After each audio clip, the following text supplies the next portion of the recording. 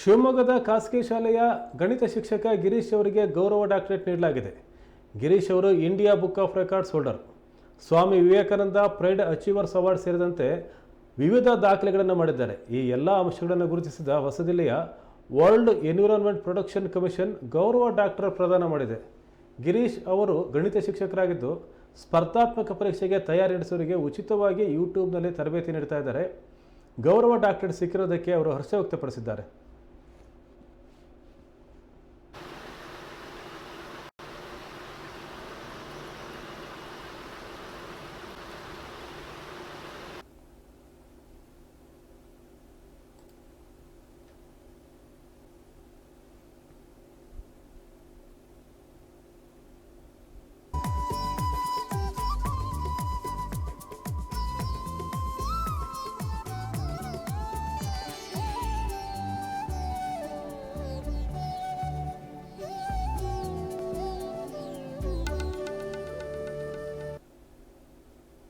So ಒಂದು ಟೆಕ್ನಾಲಜಿಯನ್ನು ಇವತ್ತಿನ ಮಕ್ಕಳು ಮಿಸ್ಯೂಸ್ ಮಾಡ್ಕೊತಿದ್ದಾರೆ.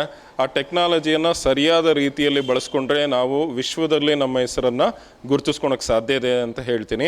ಯಾಕೆಂದರೆ ಇಂಡಿಯಾ ಬುಕ್ ಆಫ್ ರೆಕಾರ್ಡ್ಸ್, ನೀವು ಗೂಗಲಲ್ಲಿ ಹೋಗ್ಬಿಟ್ಟು India book of records Girish K V ಅಂತ ಸರ್ಚ್ ಮಾಡಿದರೆ ನನ್ನ ಬಗ್ಗೆ ಅಫಿಷಿಯಲ್ ಮಾಹಿತಿಯನ್ನು ವೆಬ್ಸೈಟಲ್ಲಿ ಪಬ್ಲಿಷ್ ಮಾಡಿದ್ದಾರೆ. ಇಂಟರ್ನ್ಯಾಷನಲ್ ಬುಕ್ ಆಫ್ ರೆಕಾರ್ಡ್ಸ್ ಅಂತ ಇದೆ. ಇದೊಂದು ವಿಶೇಷವಾದ ಒಂದು ರೆಕಾರ್ಡು. ಇಂಟರ್ನ್ಯಾಷನಲ್ ಬುಕ್ ಆಫ್ ರೆಕಾರ್ಡಲ್ಲೂ ಕೂಡ ಅತಿ ಹೆಚ್ಚು ಸರ್ಟಿಫಿಕೇಟನ್ನು ಪಡೆದಿರೋದು ಯಾರು ಅಂತೇಳಿ ಸರ್ಚ್ ಮಾಡಿದಾಗ ನನ್ನ ಹೆಸರನ್ನು ತೋರಿಸುತ್ತೆ. ಕರ್ನಾಟಕ ಅಚೀವರ್ ಆಗಿರ್ಬೋದು, high world book of records ಕೂಡ ಆಗಿರ್ಬೋದು, ಭಾಳಷ್ಟು ವಿಶ್ವ ದಾಖಲೆ ಮತ್ತು Rabindranath Tagore overall achievement award ಕೂಡ ಬಂದಿದೆ. ಸೊ ಮಹಾತ್ಮ ಗಾಂಧೀಜಿ ಅವಾರ್ಡ್ ಬಂದಿದೆ. Doctor APJ Abdul Kalam nation star award ಅಂತಲೂ ಕೂಡ ಗುರುತಿಸಿ ನನಗೆ ಕೊಟ್ಟಿರ್ತಾರೆ. ಸೊ ಓವರಾಲ್ ಅಚೀವ್ಮೆಂಟ್ಸ್ ಇಲ್ಲಿ ಒಂದು ಎಲ್ಲ ಮಕ್ಕಳಿಗೆ, ಎಲ್ಲ ವಿದ್ಯಾರ್ಥಿಗಳಿಗೆ ನಾನು ಈ ಮೂಲಕ ಏನು ಹೇಳ್ತೀನಿ ಅಂದರೆ, ಮಕ್ಕಳಿಗೆ ಪೋಷಕರು ಮೊಬೈಲನ್ನು ಕೊಟ್ಟ ತಕ್ಷಣ ಅವ್ರು ಮಾಡೋದೇನು ಅಂದರೆ ಟೆಕ್ನಾಲಜಿಯ ಒಂದು ಮಿಸ್ಯೂಸ್ ಆಗ್ತಾ ಇದೆ.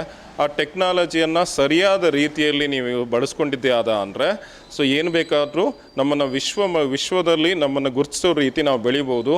ಇದಕ್ಕೆ ಇನ್ನೊಂದು ವಿಶೇಷವಾದ ಸಾಕ್ಷಿ ಅಂದರೆ ನನ್ನ ಸ್ನೇಹಿತರು ಶ್ರೀಯುತ ಮಂಜುನಾಥ್ ಅವರು ಸಾಧನಾ ಅಕಾಡೆಮಿ ಶಿಕಾರಿಪುರ ಅಂತೇಳಿ ಒಂದು ಯೂಟ್ಯೂಬ್ ಚಾನಲನ್ನು ಮಾಡಿರ್ತಾರೆ. ಸೊ ಇದು ಕೂಡ 10 ರಿಂದ 12 ವರ್ಷಗಳಿಂದ ನಡ್ಕೊಂಡ್ಬಂದಿದೆ. ಕಾಂಪಿಟೇಟಿವ್ ಎಕ್ಸಾಮ್ಸ್ಗಳಿಗಾಗಿ ಫ್ರೀ ಚಾನಲನ್ನು ಅವ್ರು ಮಾಡಿ 2,500 ಉಚಿತವಾದಂಥ ವಿಡಿಯೋಗಳನ್ನು ಅವರು ಉಚಿತವಾಗಿ ಕೊಟ್ಟಿರ್ತಾರೆ. ಸೊ ಈ ಒಂದು ಚಾನಲಲ್ಲೂ ಕೂಡ ನಾನು ಸಂಪನ್ಮೂಲ ವ್ಯಕ್ತಿಯಾಗಿ ಇದನ್ನೆಲ್ಲ ನಾವು ಮೊಬೈಲಲ್ಲಿ ಶೂಟ್ ಮಾಡಿದ್ದು. ಟೆಕ್ನಾಲಜಿಯನ್ನು ಸರಿಯಾದ ರೀತಿಯಲ್ಲಿ ಬಳಸ್ಕೊಂಡ್ರೆ ಪ್ರಪಂಚಕ್ಕೆ ನಾವು ಮಾದರಿ ಆಗ್ಬೋದು ಅಂತ ಈ ಮೂಲಕ ಒಂದು ಕರೆಯನ್ನು ಕೊಡ್ತೇನೆ.